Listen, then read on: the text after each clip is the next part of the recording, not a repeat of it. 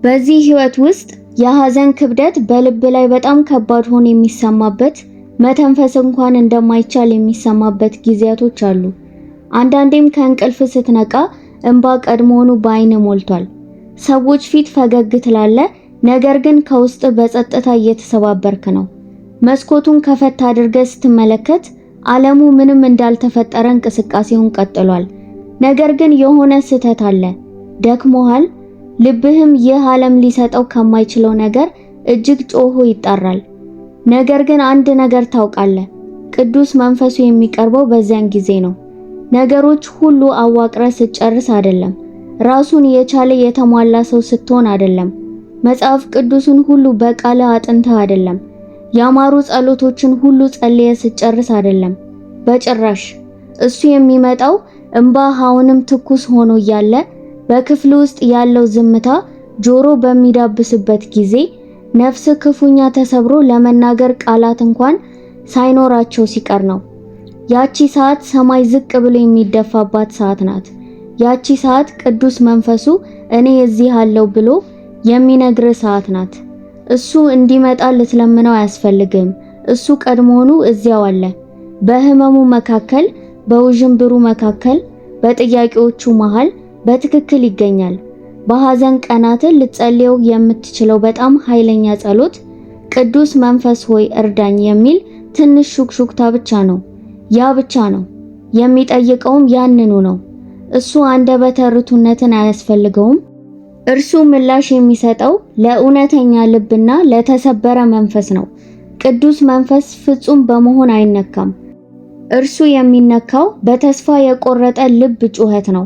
በክፍል ተቀምጠ ወደማይታይ ነገር እያየ በደረት ላይ ያለው ክብደት ሊሰባብረኝ ነው ብለ ተሰምቶ ያውቃል? ያ ምን እንደሚመስል አውቃለሁ።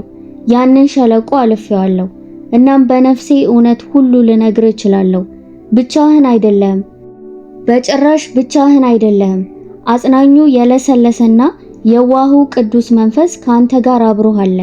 ከሐዘኑ ለመደበቅ ከመሞከር ይልቅ ወደ ሐዘኑ እንዲገባ መጋበዝ ውብ የሆነ የተቀደሰ ነገር አለው።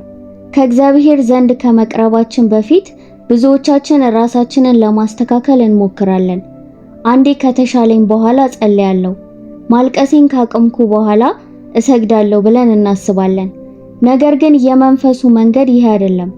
ቅዱስ መንፈስ እጆቹን አጣጥፎ በሰልፍ መስመር መጨረሻ ላይ አይጠብቅም። አሁንም እየታገልክ በመሆነ አዝኖ ጭንቅላቱን እየነቀነቀ አይደለም። በጭራሽ። እርሱ በወደክበት ወለል ላይ ጎን ላይ ተንበርክኮ እያንዳንዱን እንባ እየቀዳ ልብህን እንደተሰባበረ ውድ ነገር በእጁም ይይዘዋል። እናም እንዲገባ ፍቀድለት። ህመም ስለተሰማ ብቻ በሩን አትዝጋበት። የምትፈልገውም በዚያን ጊዜ ነው። እንደ ጓደኛ አነጋግረው። ቅዱስ መንፈስ ሆይ ዛሬ ምን እንደምጸልይ እንኳን አላውቅም። እኔ የምፈልገው አንተን ብቻ ነው በለው። እናም በዚያች ቅጽበት ይመጣል። ሁል ጊዜ በፋየር ወርክ ወይም በመብረቅ ብርሃን አይደለም። አንዳንዴ ዝምታ ብቻ ነው፣ ሙቀት ብቻ ነው። በማንኛውም ሁኔታ ከእንግዲህ ብቻህን እንዳልሆንክ የሚሰማ ስሜት ነው። አንድ ሌሊት አስታውሳለሁ፣ በጣም በግልጽ አስታውሳለሁ። አካሌ እስኪንቀጠቀጥ ድረስ አልቅሼ ነበር። እናም ለመናገር ጥንካሬ አልነበረኝም። በጨለማው ውስጥ ተቀምጬ እንዲህ ብዬ ሹክ አልኩኝ። መንፈስ ቅዱስ ሆይ ምን ማድረግ እንዳለብኝ አላውቅም፣ ምን ማለት እንዳለብኝም አላውቅም። እና ምን እንደተፈጠረ ታውቃለህ አልኩኝ። ሰላም መጣ። ዓለሙ ከሚሰጠው አይነት አይደለም። ሁሉም ነገር መልካም እንደሆነ አስመስሎ ከሚሰራ የሐሰት ሰላም አይደለም። ነገር ግን ልክ በተሰባበሩ ስፍራዎች ላይ ዘይት እንደሚፈስ ሆኖ በነፍሴ ላይ የሰፈረ ጥልቅ የተቀደሰ ቅዱስ ሰላም መጣ። እናም አወቅኩኝ፣ እርሱ እዚያው መሆኑን አወቅኩኝ። ይሄ የተለመደ ሐሳብ ብቻ አይደለም። ይሄ ሃይማኖታዊ ስሜት ብቻ አይደለም። ይሄ እውነት ነው። እርሱ እውነተኛ ነው። ከተቀመጥክበት ወንበር የበለጠ እውነተኛ ነው። ሰብአዊ ቋንቋ ሊገልጸው በማይችል ፍቅር ይወድሃል። እርሱ ሊያጽናና ሊሸከም ይናፍቃል። እናም ያደርገዋል። ነገር ግን ልትጋብዘው ይገባል። በሩን መክፈት አለብህ። በፍርሃት አይደለም፣ በውርደት አይደለም፣ በቅንነት ብቻ። ምናልባት ለረጅም ጊዜ ጠንካራ ሆናችሁ ቆይታችሁ ይሆናል። ምናልባት ማድረግ እንዳለባችሁ በማሰባችሁ ብቻ ነገሮችን ሁሉ አብራችሁ ይዛችሁ ቆይታችሁ ይሆናል። ምናልባት ማንም እንደማይቀበላችሁ በማሰባችሁ መሰበርን ፈርታችሁ ይሆናል። ነገር ግን እርሱ በእያንዳንዱ ጊዜ እንደሚቀበላችሁ ልነግራችሁ እወዳለሁ። ቅዱስ መንፈስ ሐዘናችሁን አይፈራም፣ ሕመማችሁን አይጸየፈውም። ወደ እናንተም ይመጣል። ሕመማችሁን መመልከት ብቻ ሳይሆን ወደ እርሱም ይገባል፣ ከእናንተ ጋር ይሸከመዋል፣ ብርሃንም አብሮት ይመጣል። የሚወስደው አንድ ቅጽበት ብቻ ነው፣ አንድ የተቀደሰ የእጅ መስጠት ቅጽበት። ቅዱስ መንፈስ ሆይ እፈልግሃለሁ የሚል አንድ እንባ የቆመበት እስትንፋስ። እናም ይመጣል። በቂ ስለሆንክ አይደለም፣ ስላገኘኸውም አይደለም፣ ነገር ግን በጥልቅ ለዘላለም ስለተወደድክ ነው። ሐዘኑ ወደ እርሱ ከመድረስ አያግድ፣ ይልቁንም ወደ ውስጥ ይግፋ። ማዕበል አድርጎ በቀጥታ ወደ እቅፉ ይውሰድ። ፈውስ የሚጀምረው እዚያ ነው። ተስፋ የሚጀምረው እዛ ነው። ለውጡ የሚጀምረው ሐዘኑ ካለቀ በኋላ እንዳልሆነ ታያለ። ለውጡ የሚጀምረው ቅዱስ መንፈስ ወደ ሐዘኑ ሲጋበዝ ነው። አመድ ወደ ውበት መቀየር የሚጀምረው እዚያ ላይ ነው። የደስታ ዘይት በሐዘኑ ላይ መፍሰስ የሚጀምረው እዚያ ላይ ነው።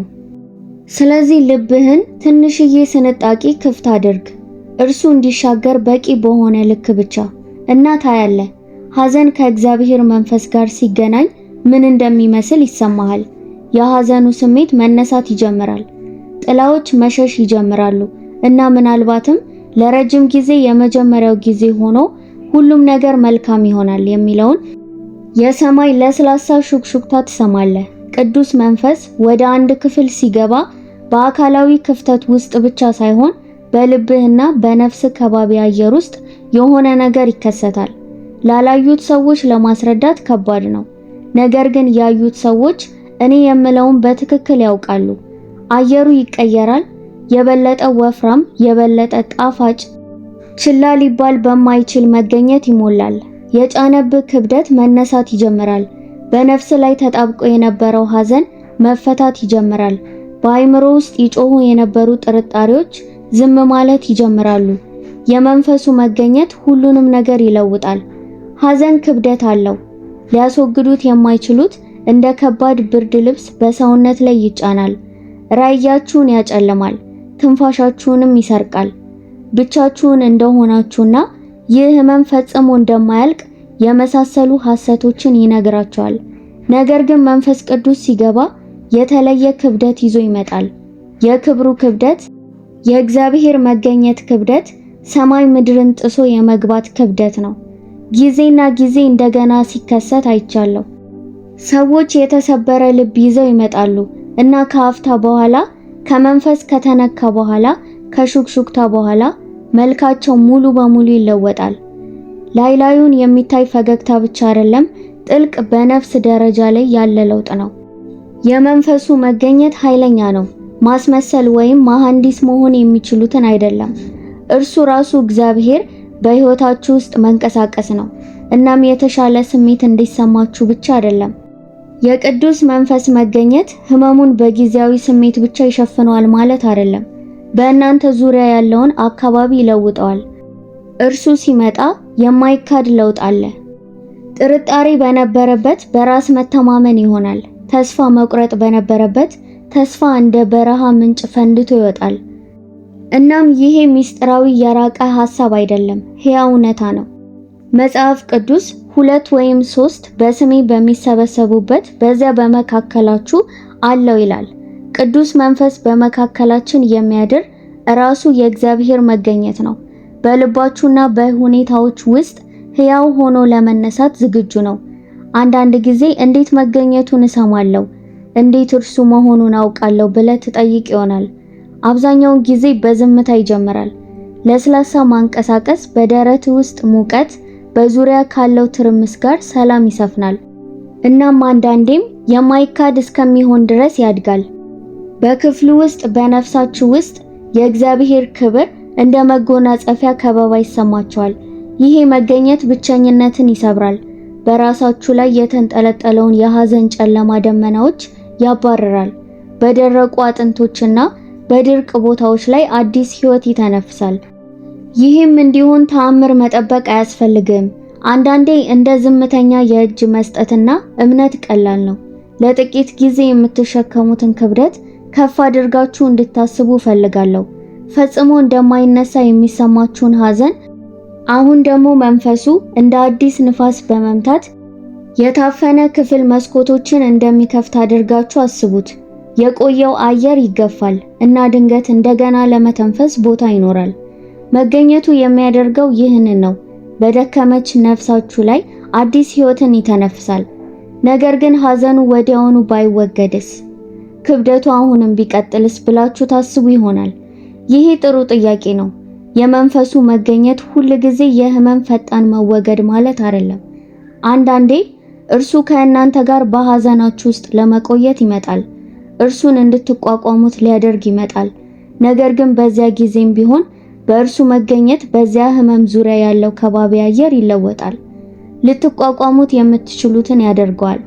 መቀጠል እንድትችሉ ያስችላችኋል። ልትወድቁ ስትሉ የመቆም ጥንካሬ ይሰጣችኋል። መንፈሱ በሚኖርበት ጊዜ እጅግ ውብ የሆነ ነገር አለ።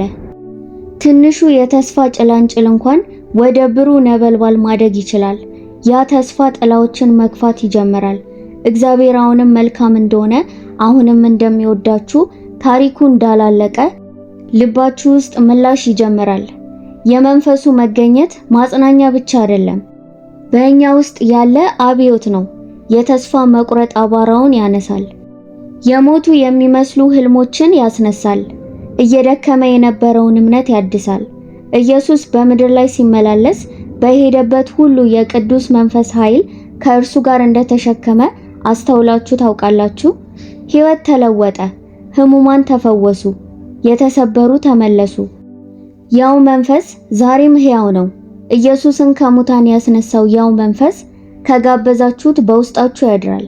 እናም ያ መንፈስ ሲገለጥ የነፍሳችሁን ከባቢ አየር ፈጽሞ አንድ ሊሆን አይችልም። በጥንቃቄ እንድታዳምጡኝ ይፈልጋለሁ። አንዳንድ ጊዜ መጋበዝ አለባችሁ። ና መንፈስ ቅዱስ፣ ይህንን ቦታ ሙላው፣ ይህንን ልብ ሙላው፣ ይህንን ሐዘን ሙላው ማለት አለባችሁ። ይህንን ስታደርጉ መለኮታዊ መገኘት እርሱ ብቻ ሊያደርገው የሚችለውን እንዲያደርግ ቦታ እየሰጣችሁ ነው። ሐዘናችሁ ወደ አዲስ ነገር እየለወጣችሁት ነው። የመንፈስ መገኘት ስሜት ብቻ አይደለም፣ ኃይል ነው። ሰንሰለቶችን የመስበር ኃይል፣ ቁስሎችን የመፈወስ ኃይል፣ ከማስተዋል በላይ የሆነ ሰላምን የማምጣት ኃይል እና ለአንተም አሁን ይገኛል። ነገር ግን ከባድ ልብ ይዘህ እዚህ ከተቀመጥክ ያንን ክብደት ብቻህን መሸከም እንደሌለብህ እንድታውቅ እፈልጋለሁ። ቅዱስ መንፈስ ወደ ሕይወትህ፣ ወደ ቀንህ፣ ወደ ራሱ ቅስበት አሁን መምጣት ይፈልጋል። የልብህን ከባቢ አየር መቀየር ይፈልጋል። ክብደቱን ማንሳት ይፈልጋል። ተስፋ መቁረጥ ባለበት ተስፋ መተንፈስን ይፈልጋል። እናም መገኘቱ ሲሞላ ረጅሙን ሌሊት ካለፈ በኋላ ንጋቱ ሲሰበር ለማየት አዲስ ጥንካሬ ይኖርሃል። መንፈሱ ለመጎብኘት ብቻ አይመጣም፣ ለመቆየት ይመጣል። ልብህን መኖሪያው ለማድረግ ይመጣል። እርሱ በሚኖርበት ቦታ ደስታ ይጀምራል። እርሱ በሚኖርበት ቦታ ሰላም ይነግሳል። እርሱ በሚኖርበት ቦታ ተስፋ ይነሳል። ልብህንም ሰፊ አድርገህ ክፈተው። እናም ቅዱስ መንፈስ ሆይ ሙላኝ፣ የነፍሴን ከባቢ አየር ለውጠው በል። ምክንያቱም እርሱ ሲመጣ ሐዘኑ ሊቆይ አይችልም። ስለ ተስፋ እጅግ ውብ የሆነ ነገር አለ። ከምኞት ወይም ከጊዜያዊ ስሜት በላይ ነው። እውነተኛ ተስፋ ስሙም ኢየሱስ ነው። እናም የቅዱሱ መንፈስ ታላቁ ደስታ በጨለማ ጊዜያት ውስጥ ኢየሱስን ለልብ መግለጥ መሆኑን ታውቃለህ። መንፈሱ ወደ ራሱ ፈጽሞ አያመለክትም። የእርሱም ተልእኮ ኢየሱስን ከፍ ማድረግ ነው። የሁሉም ተስፋ ምንጭ የሆነው ኢየሱስ። ቀናት በሐዘን ሲጋረዱና ልብ በብስጭት ሲከብድ ቅዱስ መንፈስ ኢየሱስን በአዲስ መንገድ ማየት እንድትችል መጋረጃውን በቀስታ ይስበዋል። በዓይኖች ላታየው ትችላለህ፣ ነገር ግን በነፍስ ይሰማሃል። መንፈሱ ኢየሱስ ማን እንደሆነ፣ አዳኝ፣ ጓደኛ፣ ያንተ ቤዛ እንደሆነ በማስታወስ ለደከመች ነፍስ ሕይወትን ይተነፍሳል። በሐዘን ውስጥ ኢየሱስን በምታገኝበት ቅጽበት ተስፋ ይጀምራል። መንፈሱ ፊት ለፊት ለእርሱ ሲገለጥ ሁሉንም ነገር ይለወጣል። የሚያጋጥምህ ህመም የታሪኩ መጨረሻ እንዳልሆነ መገንዘብ ትጀምራለህ። ኢየሱስ ህይወትህን ሊያመጣ መጣ እና ያ ህይወት በተስፋ የተሞላ ነው። እርሱ ፈጽሞ የማይጠፋ፣ ፈጽሞ የማይከሽፍ፣ ፈጽሞ የማይተው ሕያው ተስፋ ነው። በመከራቸው መካከል የቆሙ ሰዎችን አሳይቷል እና መንፈሱ ለኢየሱስ አይኖቻቸውን ሲከፍት በውስጣቸው የሆነ ነገር ይቀየራል። መጋረጃው እንደተነሳ ያህል ነው እና ድንገት ክብደቱ ያን ያህል ከባድ ሆኖ አይሰማቸውም። የተስፋ መቁረጥ ሰንሰለቶች መሰበር ይጀምራሉ እና የተስፋ ብርሃን ስንጥቆቹን አልፎ ያበራል። ተስፋ አዎንታዊ ሐሳብ ወይም ንግግር ብቻ እንዳልሆነ ታያለህ። መንፈሱ ኢየሱስን ለልብ ሲገልጥ የሚሰርጽ ኃይለኛ ከተፈጥሮ በላይ የሆነ እውነታ ነው። መጽሐፍ ቅዱስ የነፍስ መልህቅ እርግጠኛና ጽኑ ብሎ ይጠራዋል እና ነፍስ በኢየሱስ ላይ መልህቅ ሲኖራት ማዕበሉ ሊያሰምጥህ አይችልም። መንፈሱም ኢየሱስን ሲገልጥላችሁ ኃይሉንም ይገልጥላችኋል። ቁስላችሁን የመፈወስ፣ የተወሰደውን የመመለስ፣ በደረቁም አጥንቶች ላይ ሕይወትን የመተንፈስ ኃይል። ያ ኃይል ለወደፊቱ ብቻ አይደለም፣ ለዛሬ አሁን ነው። መንፈሱም ኢየሱስ የራቀ አዳኝ ሳይሆን በመከራ ውስጥ የሚገኝ የአሁኑ እርዳታ መሆኑን እንድታዩ ይፈልጋል። እርሱ ለተሰበረ ልብ ቅርብ ነው እና መንፈሳቸው የደቀቀውን ያድናል። ስለዚህ ተስፋ እንደሌለ ሲሰማ፣ ተስፋ ለመቁረጥ ስትፈልግ መንፈሱ ኢየሱስን ተመልከት ይላል። ጠላት የተረሳ መሆንን ሊነግር ሲሞክር መንፈሱ ኢየሱስን ተመልከት ይላል። ሌሊቱ በጣም የረዘመና እንባው የማይቆም ሲመስል መንፈሱ ኢየሱስን ተመልከት ይላል። በመንፈሱ ኢየሱስን መግለጥ ላይ እንድትደገፉ አበረታታችኋለሁ። በራሳችሁ ጥንካሬ ተስፋን ለመያዝ አትሞክሩ። መንፈሱ ኢየሱስን ደጋግሞ በማሳየት በነፍሳችሁ ውስጥ ተስፋን እንዲተነፍስ ፍቀዱለት። ኢየሱስ ስለሚኖር ተስፋ ሕያው ነው። እናም ያንን ተስፋ በቃሉ አፍታ በአፍታ በልብ ውስጥ ሕያው የሚያደርገው መንፈሱ ነው። ስለዚህ ዛሬ በሐዘን ውስጥ የምትሰጥሙ ከሆነ የተስፋ መቁረጥ ክብደት ከላይ ሲጫጫናችሁ ካገኛችሁት መንፈሱ ኢየሱስን እንዲገልጥላችሁ ለአፍታ ቆማችሁ ጠይቁት። ከልክ በላይ የሚወዳችሁን ፊት ለማየት እንድትችሉ መጋረጃውን እንዲያነሳላችሁ ጠይቁት። ምክንያቱም ኢየሱስ ሲገለጥ ተስፋ ይነሳል። ልክ እንደ ንጋት ፀሐይ ብሩህና ጽኑ ሆኖ ልብህን እያሞቀ መንገዶችን እያበራ ይነሳል። እናም ያ ተስፋ በጨለማ ቀናቶች ውስጥ ይሸከማችኋል። የቅዱስ መንፈስ በጣም ውብ ከሆኑት ነገሮች አንዱ በምንደክምበት ጊዜ አዲስ ጥንካሬ እንዴት እንደሚተነፍስብን ነው። በህይወት ውስጥ በጣም የደከማችሁበት፣ በትግሉ የደከሙበት፣ በህመሙ የተሸነፋችሁበት፣ መቀጠል እንደማትችሉ የሚያሳስባችሁ ጊዜያቶች አሉ። ነገር ግን መንፈሱ በትክክል ወደዚያ ጊዜያት ይመጣል። እናም እኔ ላጠነከራችሁ በዚህ መጥቻለሁ፣ ልባችሁን ላድስ መጥቻለሁ፣ ይህንን ሸክም ብቻችሁን መሸከም የለባችሁም ይላል። የራሳችሁ የፈቃድ ኃይል ወይም ቁርጠኝነት የማይመጣ መለኮታዊ ጥንካሬ አለ።